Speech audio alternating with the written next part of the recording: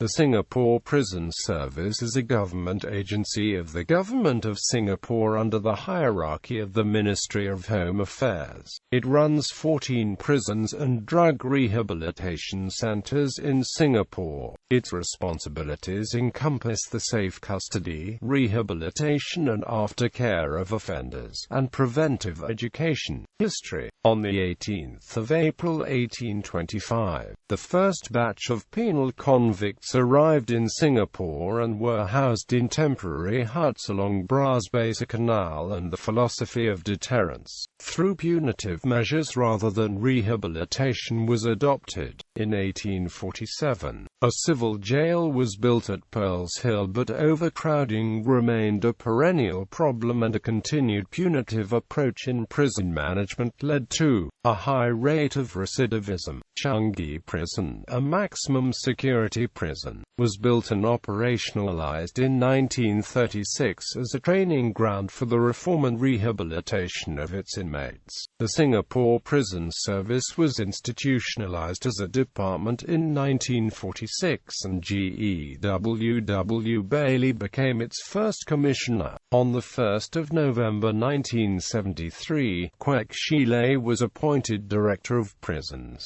The Ministry of Home Affairs set up a Prisons Reorganization Committee to review the system of rehabilitation, industrial training and work discipline. A new system of classification was then adopted, in which inmates were grouped into 16 classes under 3 broad categories. On the 1st of January 1988, Tito Abat took over as Director of Prisons, while Kwek Shilay acted as an advisor to Singapore Prison Service and became CEO, Singapore Corporation of Rehabilitative Enterprises. When Tito Abat was posted to the Singapore Police Force as Commissioner of Police on the 1st of July 1992, Po Geo Kayak took over the directorship of Singapore Prison Service until the 1st of November 1998. Another milestone in Singapore Prison Service's history was the official opening of Tanah Merah Prison and Changi Women's Prison Drug Rehabilitation Centre on the 23rd of April 1994 by then Minister for Home Affairs, Wong Kan Seng.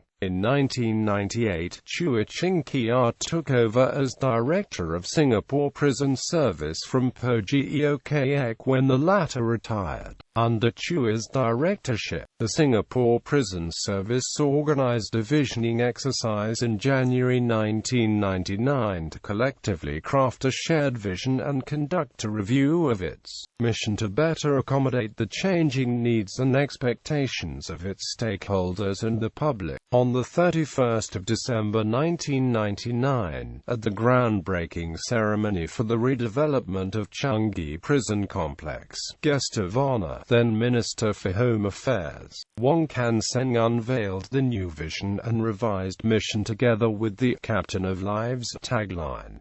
2000 present. On the 3rd of January 2000, Kaki Bucket Centre was established as a prison school for inmates' education and skills learning. Teaching resources were centralized and more inmates were able to pursue further education. Presently, the new Changi Prison of the Changi Prison Complex houses the most serious criminal offenders in the country, including criminal offenders who are serving long sentences and those who have been sentenced to death. Changi Prison Complex serves as the detention site for death row inmates at Changi before they are executed by hanging, traditionally on a Friday morning.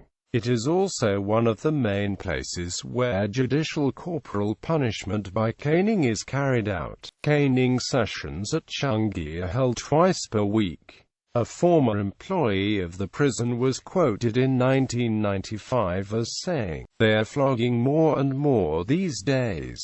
Before they were doing maybe 60 on Tuesdays and Fridays, now they're doing 100. The Yellow Ribbon Project was also launched in October 2004 to raise public awareness and acceptance of the community towards ex-offenders, so as to garner community support for inmates' reintegration into society. On the 1st of November 2007, Eng Joo-hee took over office from Choi-Ching-kiat, the latter moving on to become the Executive Director or AETOS Security Management. In the same year, Selarang Park Prison, DRC was also transformed to a community supervision center to manage inmates and placed on community-based programs and released on supervision. After 2 years as Director of Prisons, Eng Joo-hee moved on to become the Commissioner of Police. On the 1st of January 2010, SOHYEWA took over office and is the current Director of Prisons. SOH oversaw the official opening of a new prison cluster in Changi Prison Complex, Cluster B, on the 20th of January 2010. Organization: the Singapore Prison Service is a uniformed organization under the hierarchy of the Ministry of Home Affairs. Its responsibilities encompass the safe custody, rehabilitation and aftercare of offenders, and preventive education. SPS is made up of uniformed officers as well as civilian staff, including psychologists and counselors. Organization structure: SPS currently administers 14 institutions. They make up SPS's line units and are grouped under 4 clusters, Cluster A and B, which are within the Changi Prison Complex, Cluster C, which includes the prison school, and Operations and Security Command to synergize services and enhance operational efficiency. SPS has 7 staff divisions: Operations, Staff Development, Corporate Services, Rehabilitation and AMP, Reintegration, Strategic Planning and AMP, Research, Intelligence, and Psychological and AMP, Correctional Rehabilitation Division, that comprise 29 staff units, as well as 3 standalone units, namely, Corporate Communications and AMP, Relations, Provost, and Staff Inspectorate.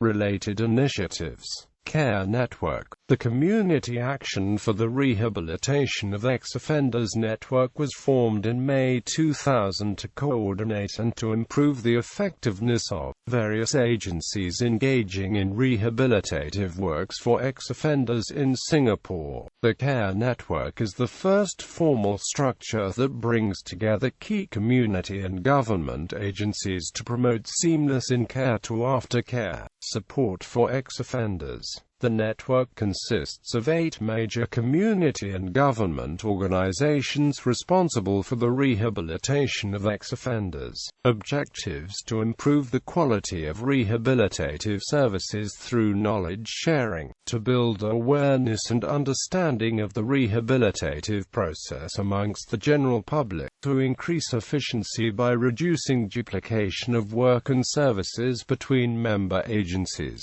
to create a seamless transfer for offenders from in-care to aftercare, to mobilize and facilitate the community to take action toward rendering appropriate support services to help ex-offenders and the families reintegrate into the society. The Care Network has several initiatives to help ex-offenders reintegrate into society, including rehabilitative and aftercare programs. It has developed several aftercare initiatives which include a Yellow Ribbon Project, launched in 2004 as one of the Care Network's key initiatives. The Yellow Ribbon Project seeks to engage the community in accepting ex-offenders and the families, giving them a second chance at life, and to inspire a ripple effect of concerted community action to support ex-offenders and the families. B. Case Management Framework. The Case Management Framework was initiated in March 2001 to ensure continuity in an inmate's rehabilitative process,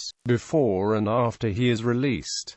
The service involves assessing an inmate's individual needs, identifying appropriate services that meet his needs, developing a comprehensive plan of service tailored to the individual, advocating the client's access to and use of services, monitoring and evaluating the effectiveness of delivery of services. The service is delivered by full-time aftercare case managers from the Singapore Aftercare Association and Singapore Anti-Narcotics Association, which start to see inmates 2 months ahead of the release. C. Lee Foundation Education Assistance Scheme. The scheme, launched on the 27th of September 2003, provides financial assistance to ex-offenders in their academic pursuits. The foundation aims to provide opportunities for ex-offenders who are needy and would like to continue with the studies. The scheme is currently administered by SACA.D.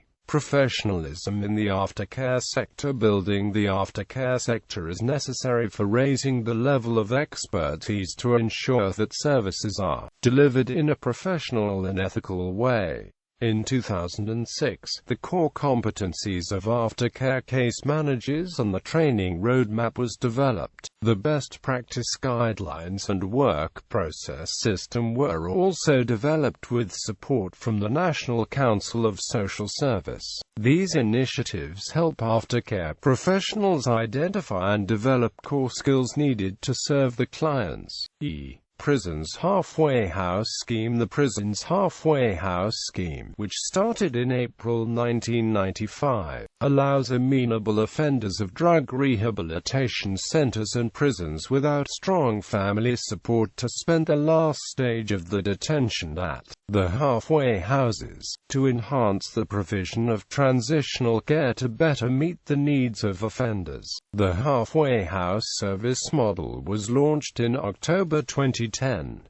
This new service model provides a framework to enable halfway houses to operate a consistent and dedicated program based on stipulated service requirements. Structured and professional rehabilitation services would be provided to facilitate offenders' reintegration into the society. Currently, there are 8 halfway houses participating in Prison's Halfway House Scheme and administering the service model.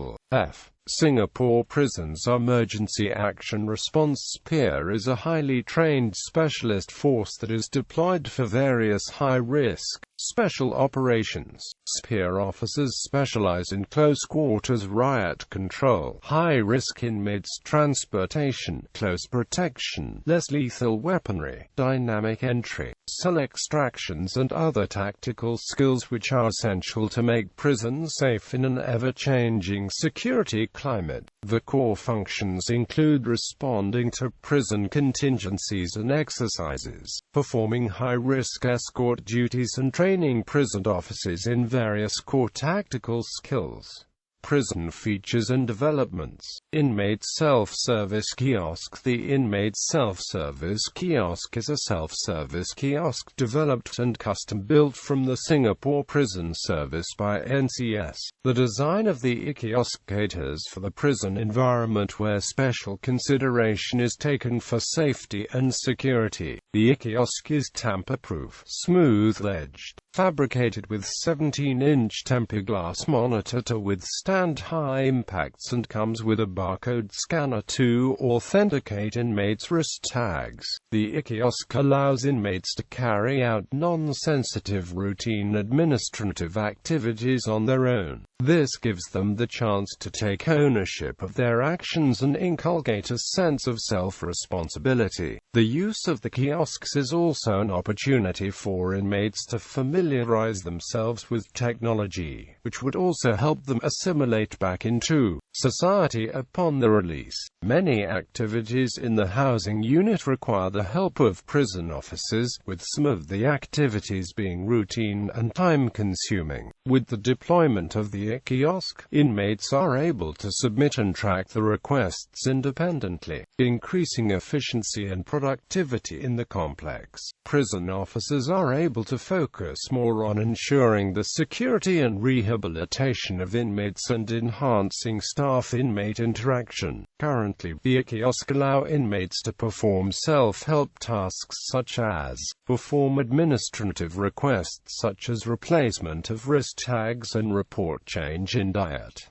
check and redeem privileges, print letter forms, check status of the requests and query, obtain inmate-related information, check availability of new courses. Prison authorities are also exploring the option of allowing inmates to type out the letters and send them electronically. This is part of the prison's plan to move with the times and tap on technology to enhance the rehabilitation process for inmates. Inmates could also have the chance to access e-books and e-learning materials in the future. The e-kiosk received the award for most innovative use of Infocom technology at the National Infocom Awards 2012. Video teleconferencing. Televisits via video conferencing were introduced in 1999 for family members to maintain communication with inmates. There are currently 9 televisit centers located in various parts of Singapore, including the Prison Link centers. On the 12th of October 2002, the Singapore Prisons Department launched a 12-month pilot project for the world's first internet home televisit facility for inmates and their families.